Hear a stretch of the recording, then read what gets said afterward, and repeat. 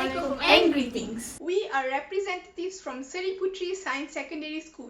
We'll be explaining our research about the acceleration of the digital revolution during the COVID-19 pandemic that puts Earth at risk for the 9th Fully Residential School International Symposium Frsis 2021. Our team members are Lyana Haziqah, Nur Iman Batrisyia, Fatin Umairah, Sashineswary, and our supervising teacher is Miss Duratul Naqiah binti Muhammad Khalil.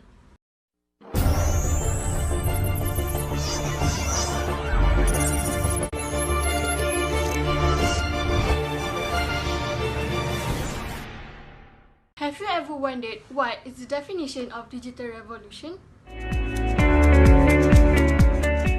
Well, digital revolution is the shift from mechanical and analog electronics technology to digital electronics that began in the later half of the 20th century with the adoption and proliferation of digital computers and digital record keepings that continue to the present day. Now, let's dig in deeper. Have you ever thought about the consequences of the rise of the digital revolution? Without us knowing, the digital revolution has been secretly killing our environment by polluting our mother nature. So, what actually is digital pollution? Well, digital pollution includes all sources of environmental pollution produced by digital tools. Digital pollution has profound an impact to the society, but up until now, it is not recognized as a form of pollution. Now, why is the issue regarding digital pollution important? This is because our planet Earth is currently facing a disastrous environmental pollution that has caused grave danger to our precious Mother Nature, such as digital carbon footprint. There are a few objectives that we would like to achieve from our research. Our first objective is to investigate how the accelerating digital revolution during pandemic contributes to digital pollution. Second is to raise people's awareness about the environmental disaster that happen because of digital pollution nowadays. Last but not least is to suggest what can be done to reduce the number of digital pollution. The question is, how does digital revolution contribute to digital pollution? Therefore, we have discovered three main drivers of this issue. First, manufacturing of devices. Device manufacturer is a vendor that creates one or more physical devices such as machining, transportation, and material sourcing that are then sold to end users, which are us humans. Second, digital pollution is also caused by humans' daily practices. For instance, when we use our electronic devices, open servers on the internet, and the existence of data centers. Lastly is because of the huge amount of e-waste, such as a rubbish dump and planned obsolescence. Moving on with our target audience, we discussed thoroughly and decided that our target audiences are working adults and students. Before we begin our research, we definitely need evidence that shows how many people are not aware of this rising issue. To continue with, a set of questionnaires was distributed among 60 students and 50 working adults.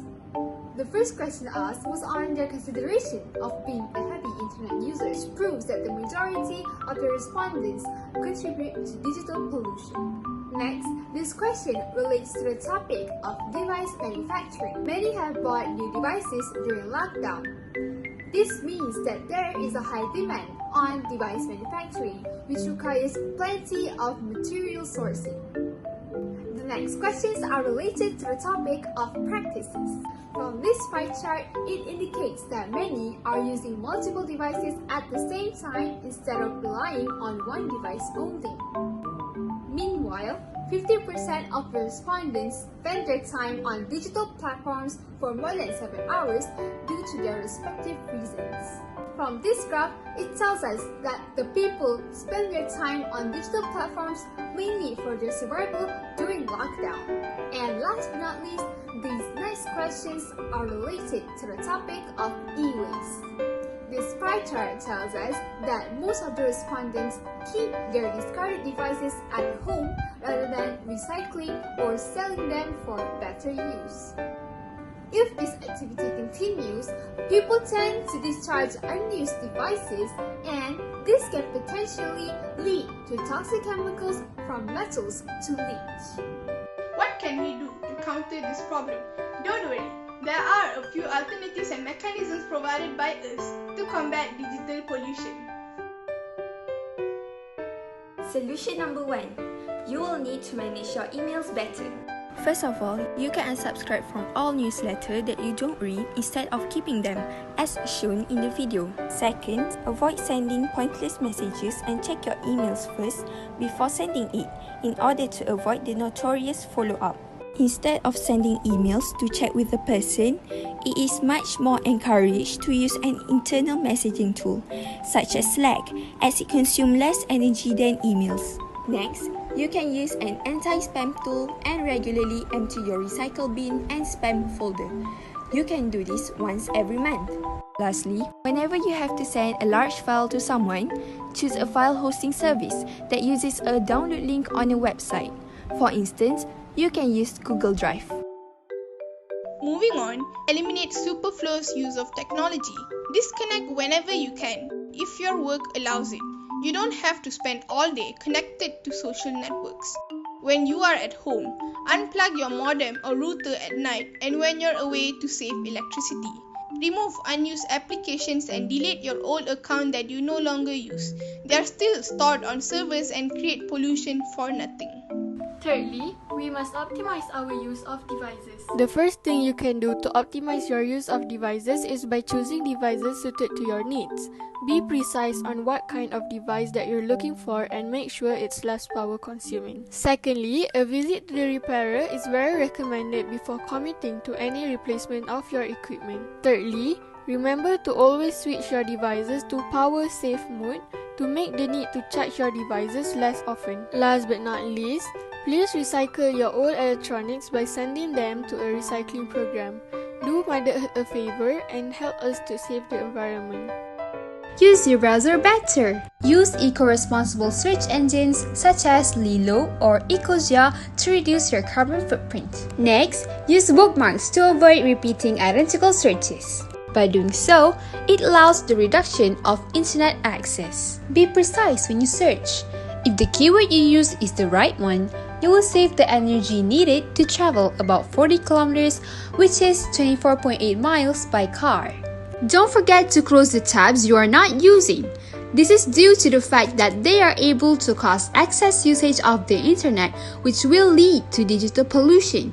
Lastly, type directly in the navigation bar instead of the search engine in order to provide greater search visibility.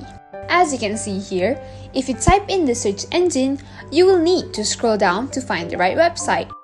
On the other hand, if you type in the navigation bar, there is a possibility that it will lead you directly to the website of your choice. Lastly, practice rational streaming. It is much advisable to disable automatic video playback and reduce the quality of streams. Low-definition streaming is much more effective in practicing rational streaming. Activate Wi-Fi instead of consuming videos via the 4G network, as the 4G network is known to be energy intensive. As an addition, we recommend you to use a cache system which allows reduction in internet access. On the whole, this research has its own advantages and disadvantages that will affect the relevance of this research on our current world amidst the pandemic. First advantage of this research is that awareness could be raised and the world community could be educated more on digital pollution and its impact on our world. As this research mainly focuses on the digital revolution and its impact on our world, the world community, especially the target audiences, would be familiar with digital pollution and how it can affect our world in the long run. The second advantage is this research will have the aptitude to cultivate people on ways of combating digital pollution. The solutions and mechanisms provided are suitable in application of our daily lives. Hence, there is little to no major inconvenience in changing our daily habits in favor of reducing digital pollution. The third advantage of this research is to ensure a safer environment while proceeding towards a digitally revolutionized world. The balance of a healthy environment is as important as accelerating the digital revolution towards a better future for humankind. The last but not least of an advantage by conducting this research is the efficiency of mechanisms proposed could be constructive and functional on a larger scale, as the methods and mechanisms provided to combat digital pollution are practical and easy to be applied in our daily lives. As mentioned earlier, there will also be two disadvantages to this research. The first disadvantage is the delay in forming a digitally revolutionized world. There will be a delay in our future as more and more people will know about the impact of digital pollution.